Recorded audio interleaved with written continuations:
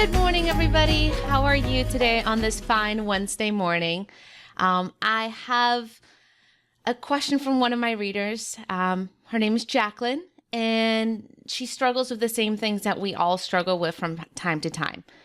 I struggle with this a lot, even though my blog is a little bit bigger now and I've been doing this for a couple of years. I still struggle with this, and especially as a beginning blogger, I struggled with this a lot. And what it is getting that motivation to keep working on your blog. These tips, the 3 tips that I'll be sharing with you, can be applied to motherhood, to any kind of new routine that you're going through, maybe like a fitness routine or a new eating regimen that you want to try and stick with. Hi, Eva. These tips will help you stick with your new habit that you're creating. I know it's hard. There's so many things pulling at us. So hopefully these tips that I'll be going through will help you stick with blogging so that you don't get discouraged. All right. So I've struggled with it a lot. I do still, especially now during this 3rd pregnancy with my hormones going crazy. I use these tips on a daily basis, so to keep myself happy and motivated. All right. So 3 tips to motivate yourself when you feel like quitting again.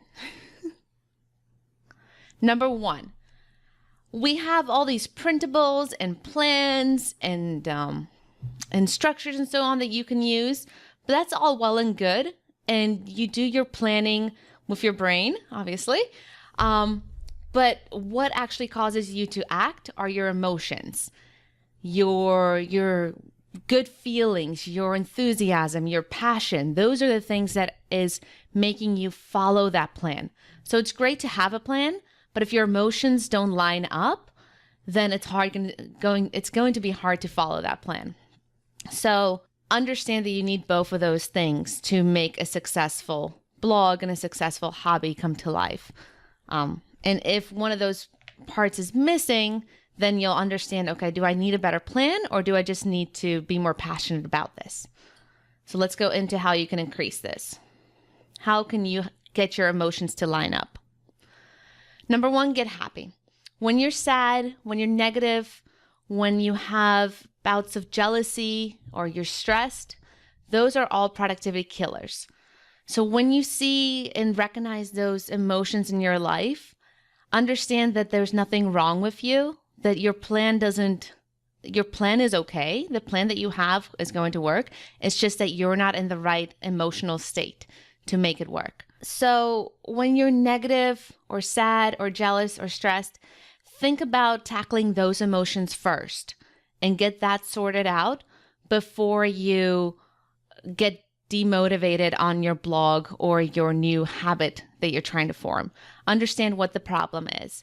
So if currently, say for example, I'm negative today. I feel mopey. I don't feel like working on the blog. I don't feel like doing anything. I need to work on that negative feeling first before trying to write a new blog post or do a new video. Because if I don't get that negativity out first, then that's going to hinder me the whole day. So tackle the real problem. So things that I do for like a quick pick-me-up is obviously music. I listen to a lot of oldies. Everybody has their genre of music. So music is really a great booster to get you kind of perked up. One song that I kind of want to recommend to new bloggers is Shakira, Try Everything. So it's the song from Zootopia. So it's a cartoon. My kids like it. And in the song, she sings about like failing and falling down, and she picks herself up again. And that's pretty much what blogging is. So it's a catchy song. It'll perk you up a little bit, but also listen to the words.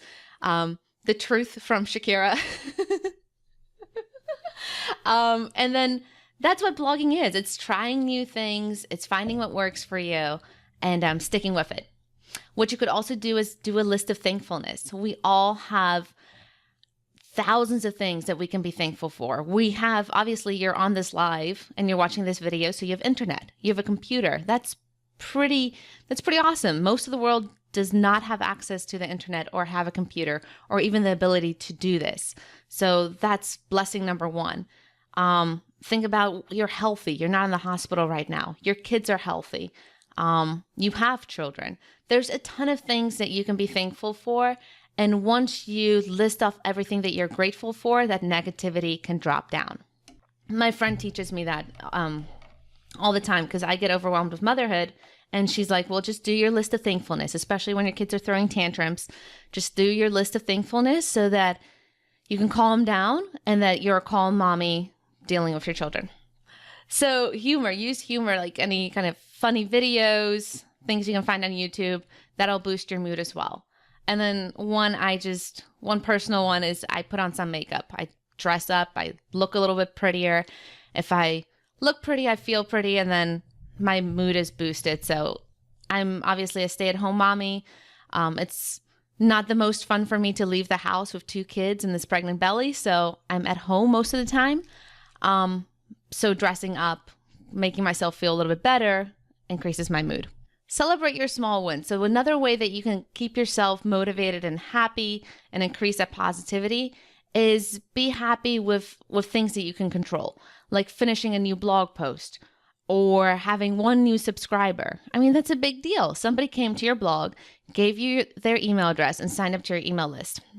I know we get those blog posts of like, oh, I have 50,000 subscribers and all these really big numbers, but celebrate that you have now 30, you have 30 subscribers, or you have 80, or you increased your list from 0 to 10.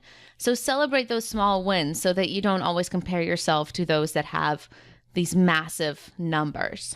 Make it fun. I remember the first time that I got a comment on a blog post, we went out to a restaurant and celebrated because it was such a big deal. I never thought that somebody would come to my blog, read it, and take the time to leave a comment. So think about all the trouble that they had to go through. They had to find you, they had to read your post, they had to log in and put in their name and email address and actually leave a comment. That's a lot of steps. So I was super excited the first time I got a comment and we celebrated it. Believing you can do this is the first step. Tip number 2, measure leading indicators. So my husband always tells me to measure the leading indicators. And this is fancy speak for measure what you can control. Don't measure the uncontrollables. So don't set those unrealistic expectations. It's kind of going back to that Yale's question of life is constantly getting in the way of your plans. Maybe your plans are unrealistic. Maybe they're too big. Maybe you're setting yourself up for failure. If I have a goal of making $1 million with my blog this year, that's kind of unrealistic. That's really out there. It's great to think about and it's great to have those big goals, but you have to be realistic on yourself and know what you can do. Otherwise, you're just going to set yourself up for failure. The same thing, this pregnancy, I had this goal of staying super fit and staying in shape. And then halfway through the pregnancy, I started getting back aches and back pain, and I could barely walk. So I really got kind of down on myself because I had these grandiose expectations, but I could never hit them. So I needed to dial that back a little bit, be realistic, understand that I have 2 kids, I'm growing a 3rd one, and I have a blog, and all the other things that life throws at you. So I had to be kinder to myself than to have these lofty goals that are just going to set me up for disappointment. So you're a mom, you have other responsibilities. I know blogging is great fun. It's awesome. There's huge potential to change your life with it, but you have to be realistic in what you can do. So let's measure the things that you can control. You can control how many blog posts you write. Set yourself up for maybe 1 or 2 a week. Don't set this unrealistic expectation like I'm going to make blog posts 5 times a week and I'm never going to break that chain. That's really hard to do as a beginning blogger. Start off small, and once you hit that small goal, then go a little bit bigger. So start with 1 blog post a week. If you hit that, and then you can use a little chart or a calendar and just make an X on every day that you hit your goal. Then you have that kind of that visual tracker, and you don't want to break the chain. So have a small goal every day and try to hit that. Once you hit your small goal, then increase that a little bit. Make that a bigger goal.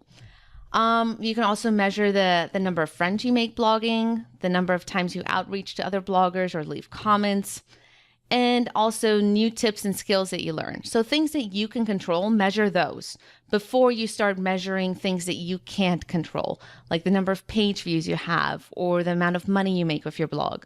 Focus on what you have control over, and that's going to help build that consistency and that confidence, and it's going to make you a stronger blogger. All right, last tip, number 3, build a community. And this is something you can do right now. You can do this today. This is going to help you. So when you have a community of people around you, you're going to be much more successful than when you're doing this alone. Because blogging is such a, it could be a very lonely side hustle. When you're at home alone, the kids are around you, or the kids are in school and it's just you and your computer and there's nobody else to reach out to. So what I highly suggest is join a few big Facebook groups and start networking with other bloggers. But don't just stay in those big Facebook groups. After a month or so, or you've probably already have been doing this, after a while of talking to other bloggers, reach out to them and ask them if they want to build a small mastermind group. So I've seen mastermind groups from like 3 to 5 people work really well. You can go a little bit bigger to like 10 people in the group. But the smaller it is, the more you're open to share because there's a smaller group of people and you feel more confident.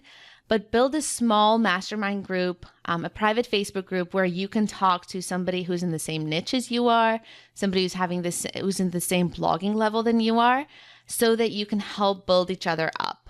That is so critical because when you're just starting with your blog, it's very easy to fall off the bandwagon, feel demotivated, and feel alone on this journey.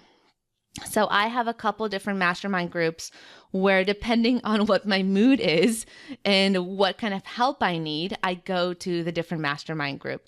And that's what you do in real life too, right? So when you know you need mommy advice, you go to this specific friend. When you know you need spiritual advice, you go to a different friend. So make sure that you have a group of blogging friends that you can reach out to. Your blogging buddies will help you stay motivated, help you share your content, and be your soundboard for new ideas. So I highly recommend having a small mastermind group that you can work with.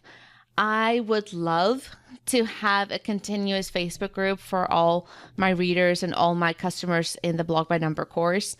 But because my time is so limited and because I want to really interact with the emails that I get in my inbox and I answer them all personally, it's hard for me to set up a group. But there already are so many amazing Facebook groups. So go into those, reach out, and form a small friendship group so that you can help each other build your blogs. So those are the 3 tips to stay motivated when you're starting a new blog or even a new hobby. So let's go through them again, just real quick. Number 1, make sure your emotions are where your plan is. Make sure you're happy, you're positive, you're excited and passionate, because that's going to help you finish your plan. Number 2, measure the leading indicators. Measure what you have control over. And number 3, build a community.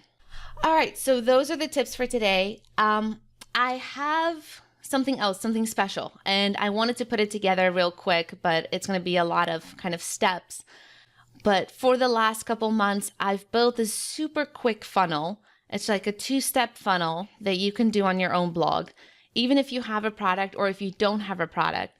And this funnel has brought me in passively $3,000 a month, so $3,000 a month.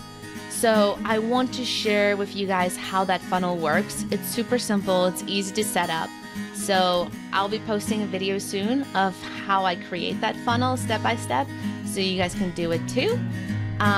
Just want to give you a little heads up that that's coming. That's it for today. I'll post a video about the funnel that brings me in passively about $3,000 a month, so that you guys can copy something like that onto your blog. Even if you don't have a product yet, I still have methods of making this work.